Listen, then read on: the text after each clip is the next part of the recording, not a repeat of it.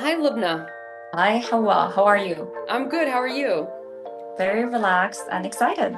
Yes, I'm excited as well. We are going to be referencing an article that we read, or I shall say, an interview between a publication and this man by the name of Warren Farrell, who wrote a book in 2018 called The Boys in Crisis.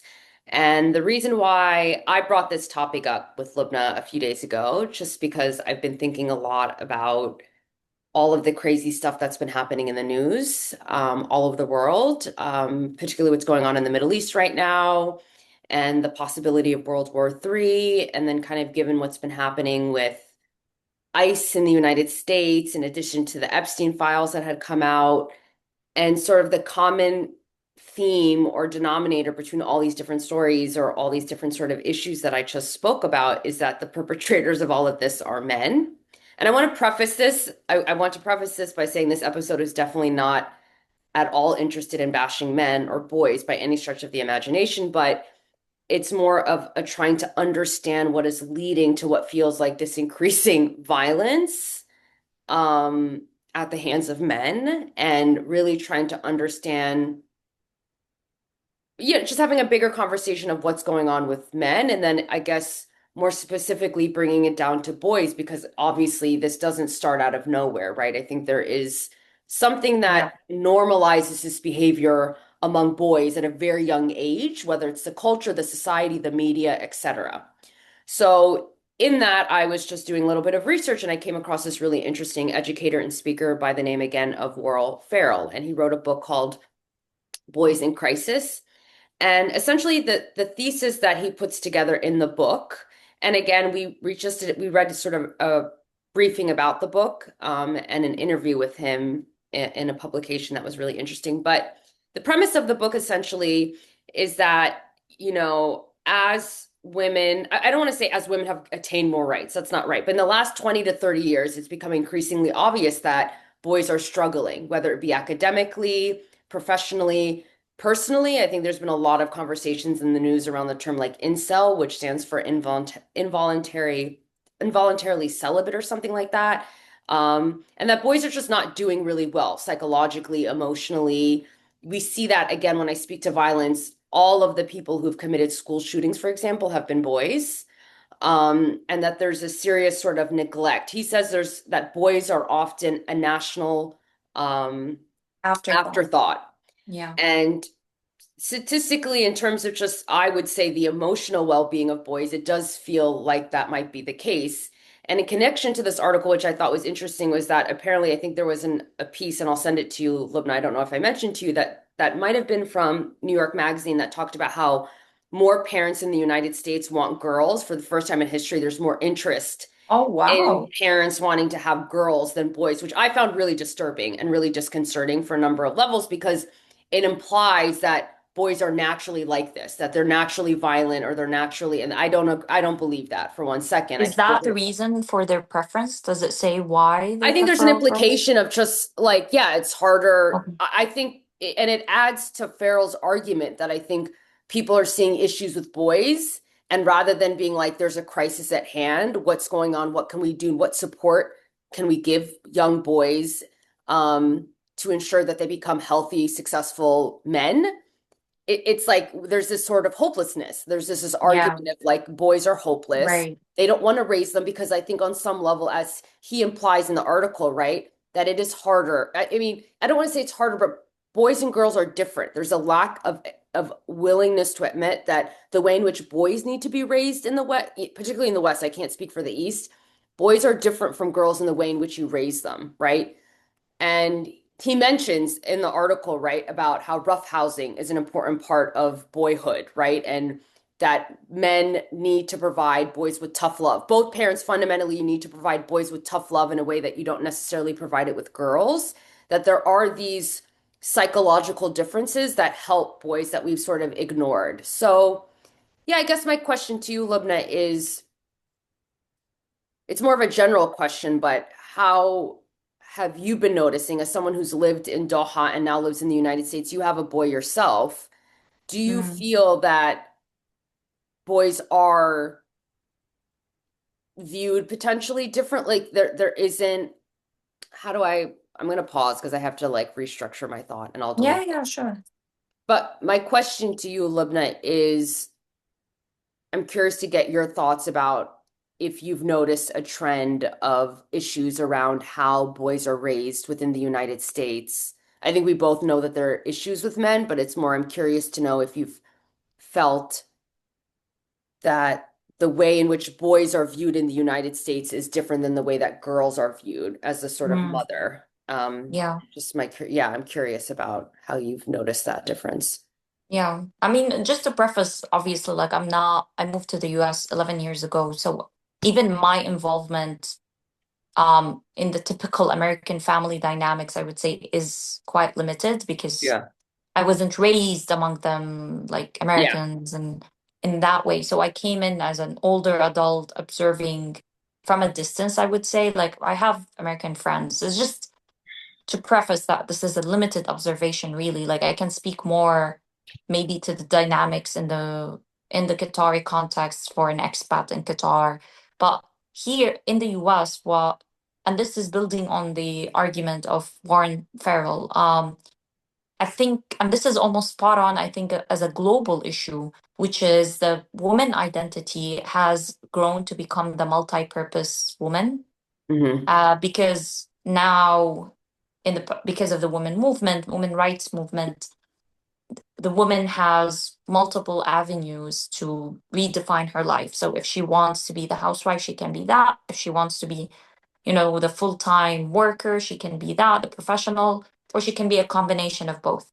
And he highlights how, with that revolution of the woman identity in the domestic and public spheres, we don't see similar revolution in the men's identity. It continues to be you have to work hard, you have to work hard, you're the professional, that's it. So when the woman enters the professional space and now she's competing on really what's the core at the core of a man's identity, and specifically maybe in capitalist societies where this is even more pronounced, that professional life defines so much of what a person um, does and who they are. So as the woman comes into the space now, there is an issue because it's no longer the territory of the man. While we as women have territories that are just exclusive to us, um, like motherhood, the form of motherhood, the form, because it's very physiological, right? You get pregnant, you do things that men can never be in that space. Hmm. But men really in their relationship to the house and the children, they don't have that distinct character as much. And in the professional space, which traditionally used to be their exclusive territory, now it's no longer that. So I think there is that almost the identity crisis that is Yeah. happening. And that I would say pretty much is on a global scale because capitalism and the requirements of that type of economy they have spread across the globe, like, with few Yeah. exceptions, obviously. So I think that's where I see the theme continues across perhaps different the East and the West. Um, Another point that I mean, it's a very big part of his thesis and argument is about the absence of Yeah. fathers in the household and how that contributes to a sense of hopelessness in the boys, and that hopelessness turns into hurt and pain, and boys who hurt others. Yeah. Hence, we reach to the violence issue. So we suffer as a society when at the beginning, the beginning problem or the first problem is the deterioration or fragmentation of the family, the absence of the father, whether it's a single mom to begin with, or it was a marriage and then it broke up, and now it's a single mom post marriage that is raising the child. And so with that, I think the similarity I would say with the Middle East is not necessarily the structures around whether the father is um, physically present in the household or not. So let me clarify. So it doesn't matter as much what labels we give it. So here in the US, there is more flexibility in the household structuring, obviously. Yeah. You have gay couples adopting children, or you have single moms. And in more conservative, traditionally and culturally more conservative societies, you see lower rates of those kind of diverse households. So in these more traditional societies, yes, the father might be still around because the divorce rate is lower, or there's the family collectivist pressure, the extended family that you show face. So it's not as individualistic where he just checks out. Even with that, a physically present father doesn't mean he's an emotionally present father. Yeah, So, agreed. and is not as involved in the emotional habit building exercises that the author talks about, like tough love and roughhousing and boundary setting. And he talks about how all these things lead into delayed gratification in the boy. Yeah. Delayed gratification prevents very serious habits, bad habits of developing in adults, like addiction.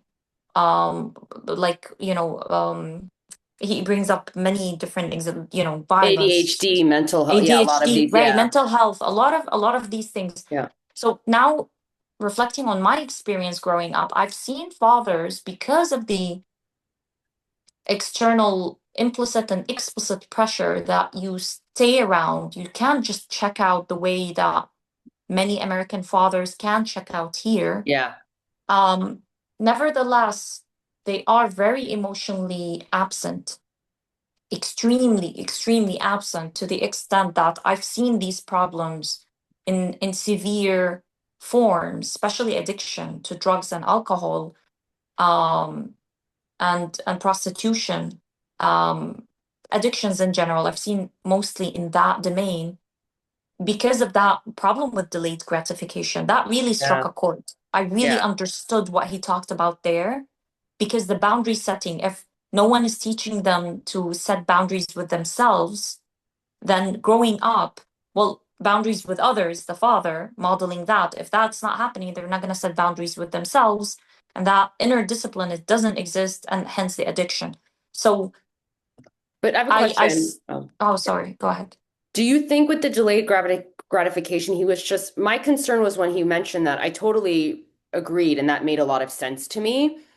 But I felt it was limiting in only the context of, yeah, sort of the things that you speak of in terms of health or sex or relationships.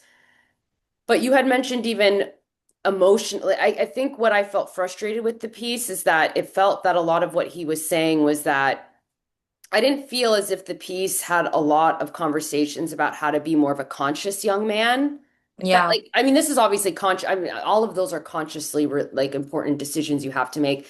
But I guess I felt that there was no discussion of, and maybe the book speaks more to this, of just a development of, I say this stuff all the time in this episode, but your soul or spiritual development or how to treat yourself and other. There's no conversation really to me. It felt very scientific almost, the Yeah, piece, I was just going to which, say yeah, that. like, which I Like, I felt wonder, very frustrated because one of the things that I've noticed in these conversations nowadays is that everyone acknowledges that there's a crisis on some extent with boys in the United States, right? I think we all know that what I spoke to earlier about the violence, like what's going on with boys. And one of the reactions to that is sort of this, just get a job, be an entrepreneur, make money, be materially driven. It's all about, and that's how you're going to get a chick, for example, right? Particularly when it comes to the dating culture, is like, this is what will make you attractive, right? Stop being a loser, like get money, and then you can do whatever you want if you have money. As long as you provide for your family, you can be able to do whatever you want. And the tension arises from the fact that many women nowadays have their own money. They have jobs. They don't necessarily exactly. like, or they have their education, whatever. They can figure it out. They'll be fine. They don't need.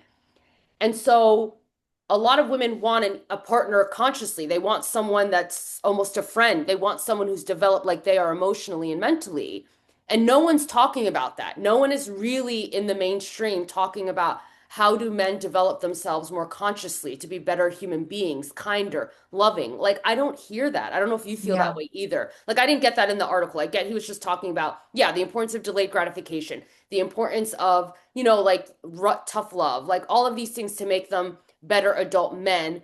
But it felt like as almost citizens or as it didn't feel deeper than that for me. And I don't know if you got that feeling at all. Oh, no, 100%. And Like, I'm looking him up because I want to know what kind of, because he's a researcher, he's a PhD holder, what kind of field he's into, because it came across, it's very statistics driven, very pragmatic. yeah, I can see how you can create policies on a state and federal level to to solve the problem. And given his history, the author, he said he was involved in the very involved in the women liberation movement in the yeah, yeah, 60s, and he was in the committees. So I can see how it's very much a pragmatic, realist, data-driven approach versus now the more nuanced about, yeah, the soul companion, being a soul companion, the developing the soft skills as opposed to the hard skills. If someone is a drug addict or an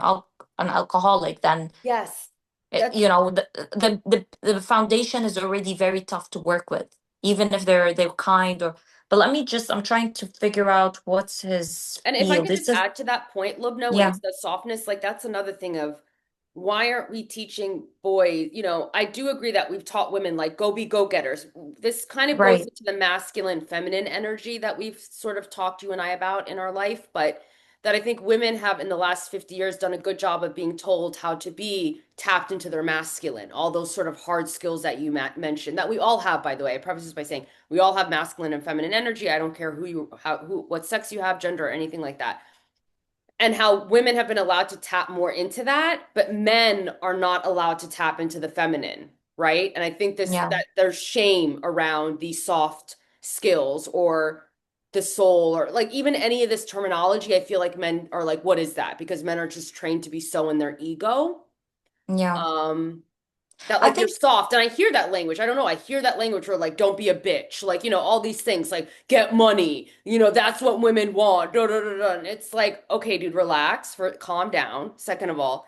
And B, it's like, no, but also remove women out of the equation or any yeah, partner, man or woman. Remove yeah. everyone out. Like, what about you? And you as an embodied male or boy? Like, and he does mention purpose. That like a lot of young boys just feel like they lack purpose, right? Because at one point it was all about being the only breadwinner in the family. That was it. All they had to do was make money. And so that was their purpose and they were good with that. But that's not necessarily the only thing that women in particular, if they're straight, want, right? Like it's more than that. Like, so I don't know. I felt like, yeah, it was scientific and it was also just very like not really speaking to the possibility of we're also not allowing boys to tap into what are these soft things that are these like these feminine characteristics, or no, I don't want to say feminine characters, And but these even, soft characteristics maybe. well, I don't, women are not, supported fully in tapping into the true divine feminine and either. that's true, very true. So Yeah.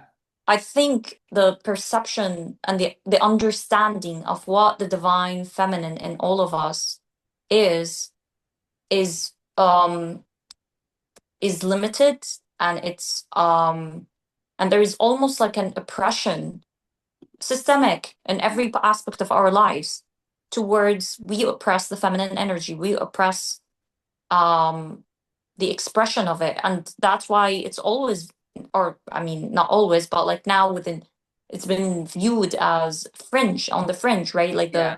the new age or the woohoo or anything, you go to the energy field, immediately it's being dismissed. Even the quantum physics spoke about it, verified that it's it's a true reality that energies exist, and that's Yeah. how our universe function. And that's the only time it was taken seriously. And even with that, like there, it's considered, very progressive science. It's not mainstream. So I think on a systemic level, there is oppression of the feminine energy in the men and women, Yeah. Both. but the expression of it in men is even more dangerous because they're supposed to uphold this whole system ultimately, Yeah. right? That's the design of it. So But no then they're not wonder even that. benefiting from it, right? That's the irony to me. Who's not? the Sorry? major the majority of men are not benefiting from that. Like it seems, No, so it's just because it's ironic that they're oppressive. like It's not told to uphold collaborative. it, don't tap into that. We continue to do this, but 99% of you won't benefit from it. If anything, it's going to hurt you. The suicide rates are higher, the drug rates are higher amongst men, the violence amongst men. So, Because in my opinion, that model that is overly leaning towards the masculine is unnecessarily greedy, unnecessarily cruel, and unnecessarily um um basically, yeah, cruel. Like it lacks compassion, it lacks collaboration, it lacks a yeah, collectivist thinking about how we can maximize the size of the pie. It's a zero sum game. yeah, um so it's all it's basically a conceptual design. This is not reality. There is nothing real about it. Conceptually, they've sold the idea, socialized us in the idea that it's a zero sum game. What I take from you, you are trying to take from me. Hence, let's fight. yeah, Like everything is looked at in terms of finite power or finite limit. So even with land resources, you mentioned wars recently. Now, what's happening in the Middle East? All of this is under the umbrella conceptual thinking. There is that things are finite. We have to fight for it. We yeah, cannot collaborate because there is the idea of infinity, regeneration, creation. That's a feminine. The feminine is capable of infinite creation. If mm, we're not tapped into that idea, that conceptual world, we will always think of things as scarce. So even with this like whole manifestation, new age, a lot of coaches and self-help books and talk about you manifest, right, abundance. And in my head, whenever I see that, I'm like, there's a real tension because you as an individual doing this energetic work to manifest abundance and all of that, but the overall design around you is really, really rooted in the idea of scarcity yeah. and aggression to compete over scarcity. Um, so that's really, I mean, for the listeners out there, this is all in my like my brain talking. Like this No, is I and didn't look. Yeah, because I don't want people to think like there are some resources. I'm sure there are people who are talking about this somewhere out there. There are researchers, but I'm really analyzing this now based on my observation and the way you described how the men are deprived from the right to tap into their yeah, I feminine. do believe that. Yeah. Yeah, and both men and women is just I think with the men it causes serious imbalances, No, I mean, really serious absolutely. And imbalances. I think that's what we're dealing with right now. I think that Yeah. is the boy crisis to me more than anything else. I think we could argue it's because I don't think it was at the end of the day, and I don't think this is what he's asserting, but it's just something I'm thinking of right now is that okay, if he's arguing that's been the case for the past 40 years or since the 1970s, there's an implication that prior to that it was dandy for them, but it was at the Mm, expense of women, right? And like right. serious subjugation and a limiting of rights of women. So it's like, was that a great time? You had to feel like a man when women and minorities didn't have as much autonomy and freedom as they Mm, do today? That's so what does that mean to be a man? I don't think it mean that that's a problem. I don't want yeah. boys or men to believe because there's this, at least again, I always say in the US context, there's this romanticization of this pre-1970s or this past The trad that wives that I movement and don't, all yeah, of that that. I don't think obviously did not benefit women and minorities, but I would argue did not benefit men too, because they were still not tapped into their divine feminine. They were not tapped into God's source. They were just told go work and breathe. And I actually think he does mention briefly, like, yeah, it was all just like all you do is go to work, go to war, do this, do that, right? So there were these limiting notions of manhood. But still, it's getting worse at the end of the day. We Yeah. can all agree it's No, still getting worse, and they haven't lost anything. I'm sorry, they haven't politically lost anything. Maybe economically, they have to share a little bit more of the pie, but they're still very much in power.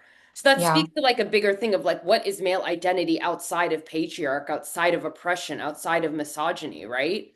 Um, No, that's a yeah. brilliant idea because I think you're building on something they mentioned in passing, right? Which is the multi-purpose woman and the Yes, yeah. multi-purpose man. I think, yeah, we're not seeing the development of the multi-purpose man. This is stunted. Their growth has been stunted. Yeah. There haven't been any work there. It's just status quo for them. But then the woman, you have that development, that growth, and the identity. And as we mentioned, she enters the professional space. Now he's not the sole breadwinner, but no one is doing the work. The men are not doing the work to redefine their identity and accepting that you could be multi-purpose. You don't Yes. have to be only the Wall Street financier. You could be, the cook at home for like 3 days a week, You could stay be a at home, stay-at-home like dad. whatever. Yeah, like whatever. Yeah. Yeah, like whatever arrangement that works for. And I think this is particularly important in maybe American context, because I know for a fact in other cultures like where I grew up in Qatar or even Syria, Hmm. the arrangements are different. Like because there is outside help, live-in care to help with the house, the cleaning, the Yeah. chores, all of that. So the domestic versus the public role is not as demanding, or the need for domestic labor. I'm just saying that because I think the redefinition of the multi-purpose man in the American context, I think would look very different Yeah. than, let's say, a place like Qatar or Syria. Um, but ultimately, I think it's the same problem in terms of the stunted growth on in what it means to be a man and how it exists, as you said, outside misogyny. Yeah. Um, Um, I guess this is a bigger question. This is a really big question that I'm asking you, but what do you think are potential solutions to solving this on some level? yeah, spiritual training. Yeah. I don't see this being solved in any material sense because they have access to the material. You're not dealing, as you mentioned, it's not an economically oppressed minority. It's No. not a legally deprived group. Their problem is not material. Their problem is not tangible. The author approaches it from a very statistical, policy oriented approach, which is the absent father equals a boy in crisis. Ultimately, that's his argument. Yeah. Um, so true male role modeling, or like consistent male role modeling is the solution from his point of view.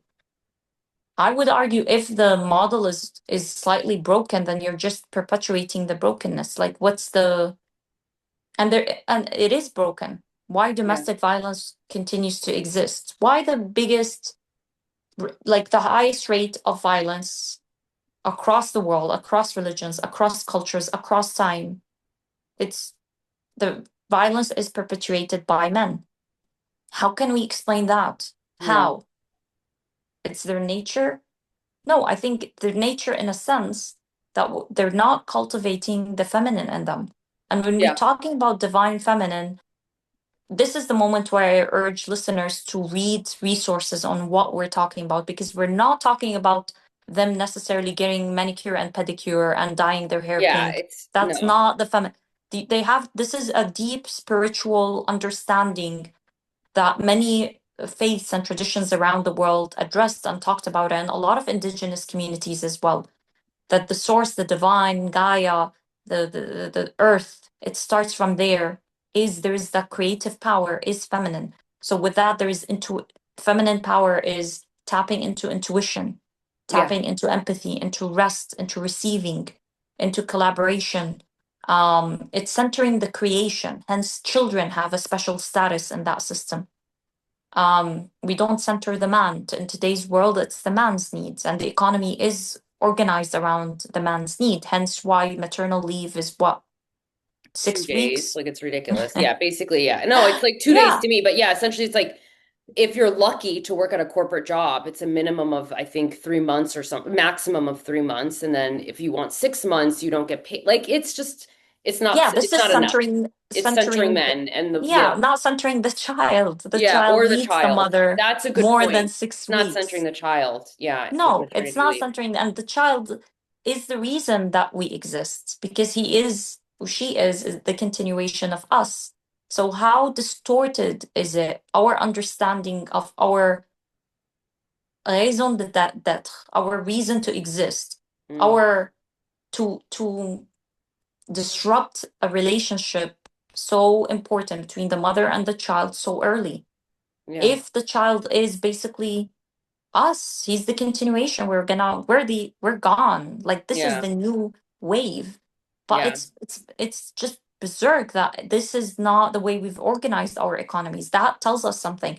Yeah. So back to the point when we're talking about when I talk about spiritual training, is training kids, boys, girls and boys, but obviously we're talking now about boys from very early age about the deep understanding of how to be in the feminine, how to trust your intuition. Mm, It's not always about papers and cost and benefit and analysis and math and algebra. It's about understanding how your body is a divine entity. It has a separate needs. You have to listen. It communicates to you. You communicate to it. Use your body, use your breath to connect with the divine and understand your place in the universe. Um, a lot of it is also the rest. We don't have to, this ridiculous idea of constantly being busy, busy, busy, busy, and, yeah. as if something to flaunt, as if, and that busyness is not equal to productivity, anyways. And then the obsession with productivity is a whole different problem as well. Hmm. And that again is not suited to a system that centers creation. If God Himself and the Abrahamic religions, we know that we've been told that He rested after He created. Yeah. So So how what are come we we are, doing? We'll get a day. That's what they say. Everyone gets a day. He gets, it's ridiculous. Yeah, it's the Protestant work ethic. Just, yeah, which is a it's way to it's not be badly tapped into designed. yourself, though. That's all this sort of deliberate attempt to move away from the inner, right? Just to like externalize everything, keep work, work, work, do, not be. No Not discussion of be, being. not be, 100%. That's what do you think? What do you think the solution No, I is? completely share. I mean, I absolutely am in agreement with you per usual. No, we're just That's why we're friends, we just Hawa. agree with each other all the time. I But yeah, love I that. mean, I've come across all this information for many, many years, like as someone who's been curious about the plight of men, because I'm like, okay, if men are the biggest perpetrators of violence against men, women, and children, right? It's not just limited to women and children. Men hurt men.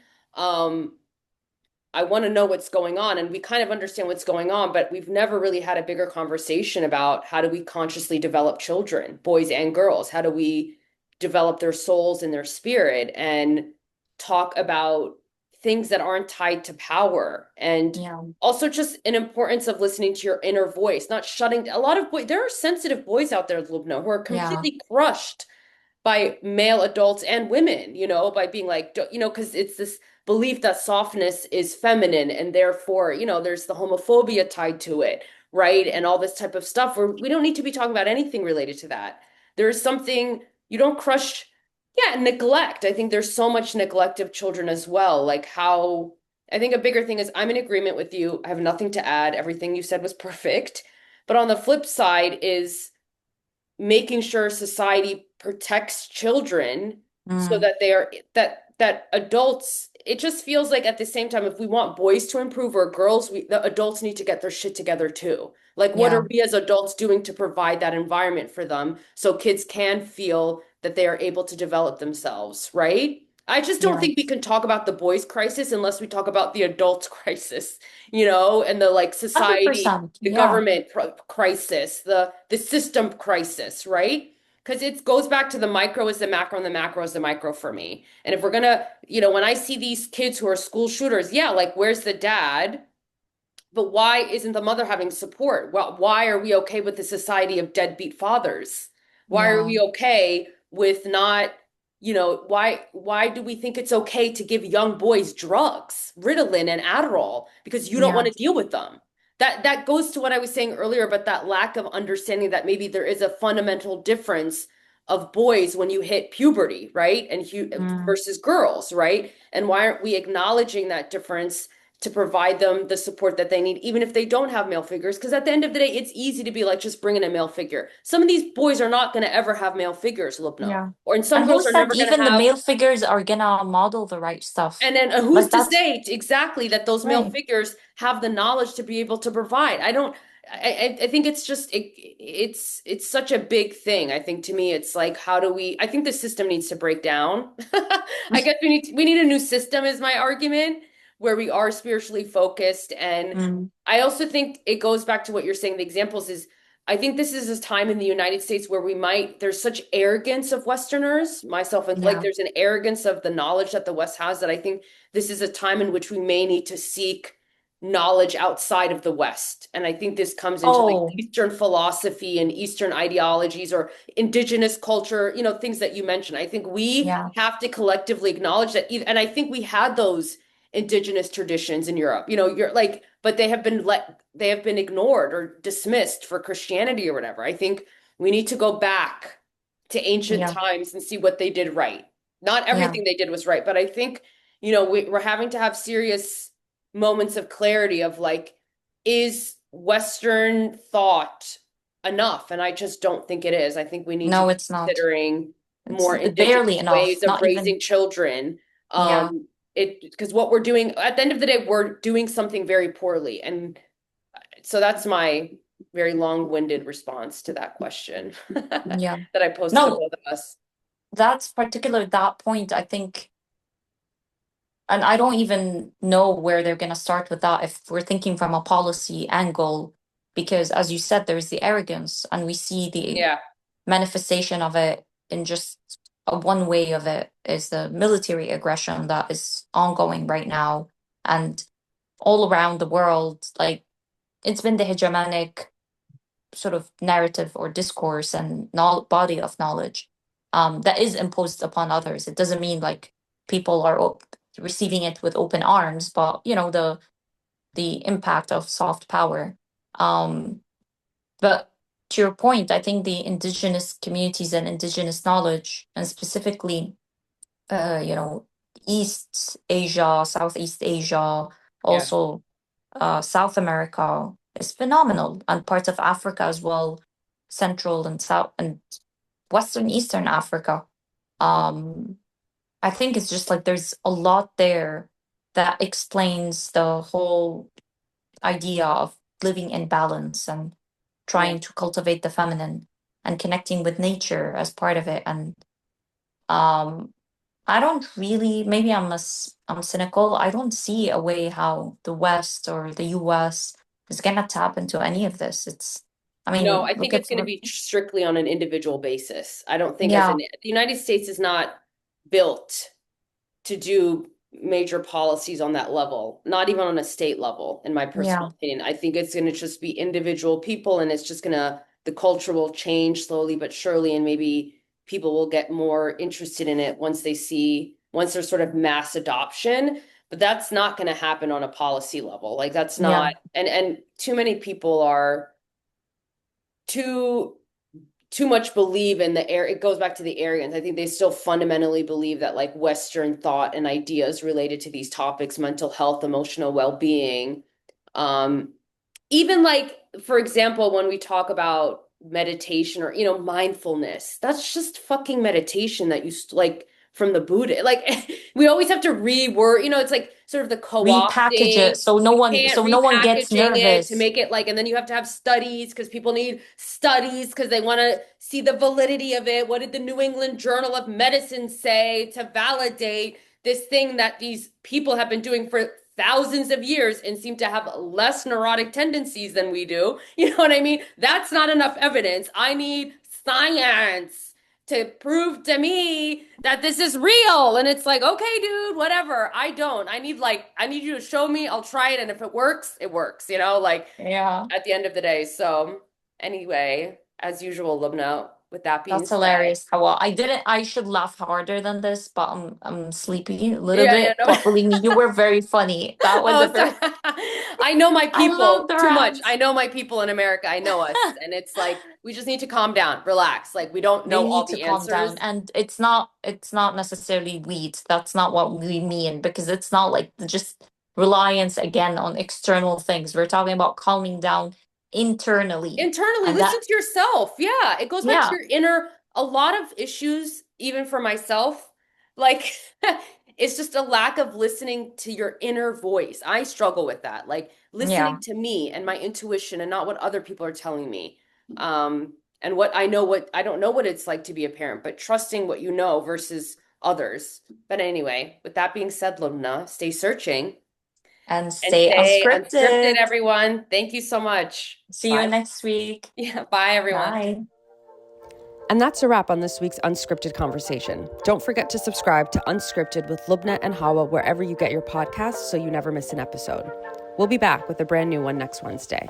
Until then, keep it unfiltered, unapologetic, and unscripted.